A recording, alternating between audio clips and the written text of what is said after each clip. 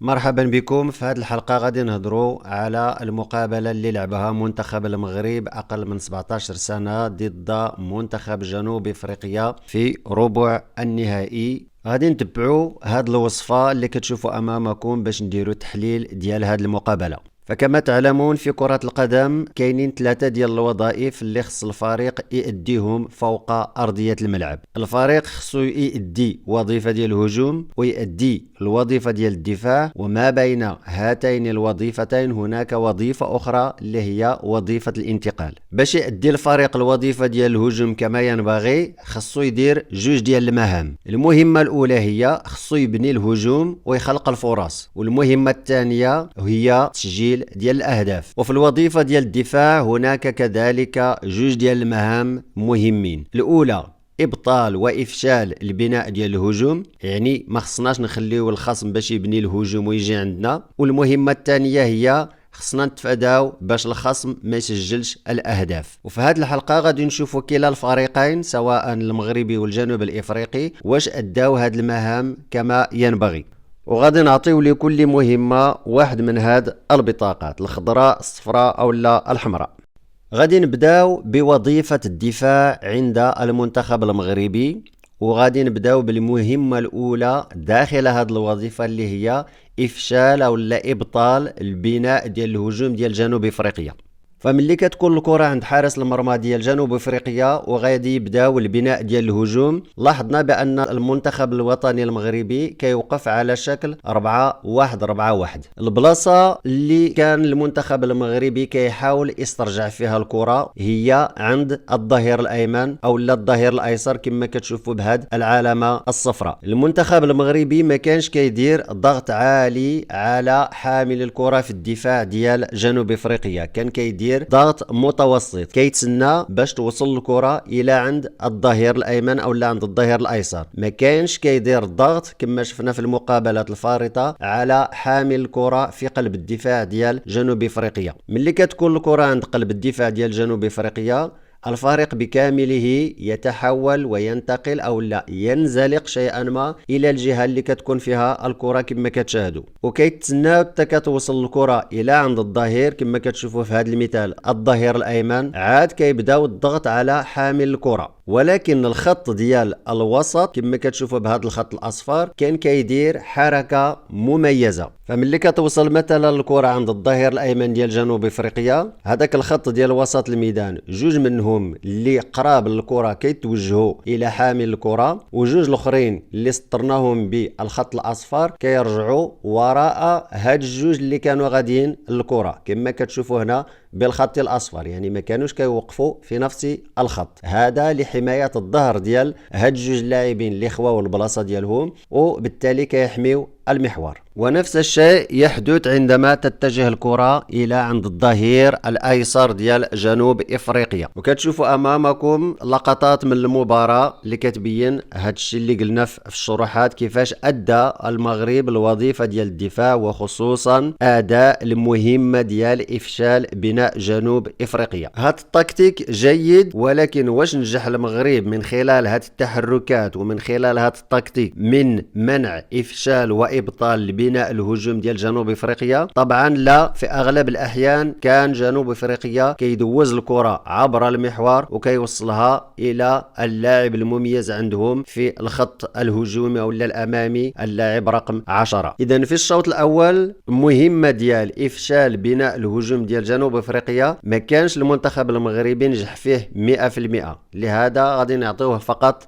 هذه البطاقه الصفراء. وإلا شفنا في الشوط الثاني نفس المهمة واش قام بها المنتخب المغربي بكيفية جيدة، غادي تلقى نفس البطاقة، لأنه شفنا أن المنتخب الجنوب الإفريقي كان خطير جدا، كيدوز دائما الكرة عبر المحور وكيوصلها إلى اللاعب رقم 10. يعني نفس السيناريوهات تكررت في الشوط الثاني.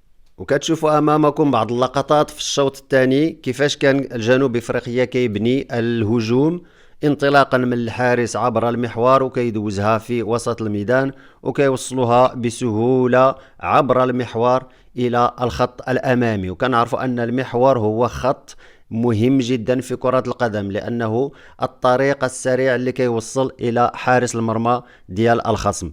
بخلاصة، المهمة الأولى في وظيفة ديال الدفاع اللي هي إفشال البناء ديال الهجوم ديال الخصم ما كانش المنتخب المغربي نجح فيه 100%. إلا خدينا المهمة الثانية داخل هذه الوظيفة ديال الدفاع اللي هي منع تسجيل الأهداف ديال جنوب إفريقيا، شفنا بأن في الشوط الأول رغم الكم الهائل ديال الفرص اللي خلقها المنتخب الجنوب الإفريقي، نجح المنتخب الوطني المغربي في تفادي تسجيل الأهداف. لهذا غادي نعطيوه بطاقة خضراء. وهنا بعض اللقطات من الشوط الأول شفنا كيفاش خصوصا الخط ديال الدفاع كان كيعاني أكثر من الهجوم الشرس ديال جنوب إفريقيا، ولكن نجح في تفادي تسجيل الأهداف. وفي الشوط الثاني غادي نعطيه أيضا بطاقة خضراء للمنتخب الوطني، لأنه تفادى تسجيل الأهداف ديال جنوب إفريقيا رغم تسجيل هدف التعادل. ولكن إلا قارنا يعني كيفاش دافع المنتخب المغربي أمام الكم الهائل ديال الهجمات والفرص اللي خلقها جنوب إفريقيا، غادي نعطيوه بطاقة خضراء. ممتاز، لأنك أديت هذه المهمة جيدا. هذا فيما يخص الوظيفة ديال الدفاع ديال المنتخب المغربي. إلا شفنا المنتخب الجنوب الإفريقي كيفاش أدى هذه الوظيفة ديال الدفاع وكيفاش قام بتأدية دوك المهام اللي كاينين داخل هذه الوظيفة، كنشوفوا بأن المنتخب الجنوب الإفريقي على العكس من المنتخب المغربي كان كيحاول ياخذ الكرة من عند قلب الدفاع ديال المغرب، عكس المنتخب المغربي اللي كان كيحاول ياخذ الكرة من عند الأظهرة. أثناء بناء الهجوم ديال المنتخب المغربي شفنا بأن جنوب إفريقيا كان كيضغط بهذه الطريقة، يعني الضغط العالي كما كتشوفوا أمامكم في هذه الصورة بهذه الخطوط الصفراء، يعني جميع الطرق جميع المنافذ كتكون مغلقة أمام حامل الكرة. جنوب افريقيا ما كانتش كتضغط فقط على خط ديال الدفاع ولا الحامل ديال الكرة، كانوا كيضغطوا ايضا على الخط ديال الوسط الميدان، لانهم عارفين بانهما هذا الخط هو اللي كيخرج الكرة الى نصف الملعب ديال جنوب افريقيا. وطبعا من اجل تأدية الوظيفة ديال الدفاع، خط وسط الدفاع ديال جنوب افريقيا حتى هو كان كيلتجئ الى الامام وكيتقدم الى الامام باش يكونوا كتله متماسكه ويغلقوا جميع المنافذ. وكذلك حارس المرمى كان كيتقدم الى الامام. اذا الكل يساهم في تأدية الوظيفه ديال الدفاع، وخصوصا افشال بناء هجوم المغرب. وجنوب افريقيا نجحت في الشوط الاول من افشال البناء الهجومي ديال المغرب انطلاقا من حارس المرمى. شفنا بان المدافعين ملي كتكون عندهم الكره كانوا كيلتجئوا الى الكرات الطويله، والبعض منها كانت عشوائيه. في هذه الوظيفه وفي هذه المهمه ديال افشال بناء الهجوم المغربي غادي نعطيو بطاقه خضراء للمنتخب الجنوب الافريقي. لكن في الشوط الثاني فشل المنتخب الجنوب الافريقي من افشال بناء الهجوم ديال المغرب، حيت شفنا في الشوط الثاني ان المغرب كان كيخرج بسهوله الكره الى منتصف الملعب ديال جنوب افريقيا. شفنا بان الخط ديال الدفاع كان كيتواصل وكيتعامل وكيخدم مزيان مع خط ديال الوسط، وكانوا كيعطيو تمريرات قصيره وبينيه وكيخرجوا طبعا بمجهود فردي ديال وسط الميدان. كانوا كيوصلوا بسهوله الكره الى الخط ديال الهجوم ولا الخط الامامي ديال المنتخب المغربي كما كتشوفوا في هذه اللقطات. لهذا فالمنتخب الجنوب الافريقي لم ينجح في افشال بناء الهجوم المنتخب المغربي في الشوط الثاني، لهذا غادي نعطيوه بطاقه حمراء. وإلا خدا المنتخب الجنوب الافريقي بطاقه حمراء في افشال بناء الهجوم ديال المغرب ابتداء من الحارس، فهذا يعني أن المنتخب المغربي يستحق البطاقة الخضراء، لأنه فعلا نجح في الشوط الثاني من إخراج الكرة وبناء الهجوم انطلاقا من الحارس عبر خط ديال الدفاع مرورا بوسط الميدان حتى كيوصلوها إلى الأمام. ورغم أن المنتخب المغربي في الشوط الأول كان فشل في بناء ديال الهجوم، يعني تأدية المهمة الأولى داخل الوظيفة ديال الهجوم، نجح فعلا في تأدية المهمة الثانية اللي هي تسجيل الأهداف.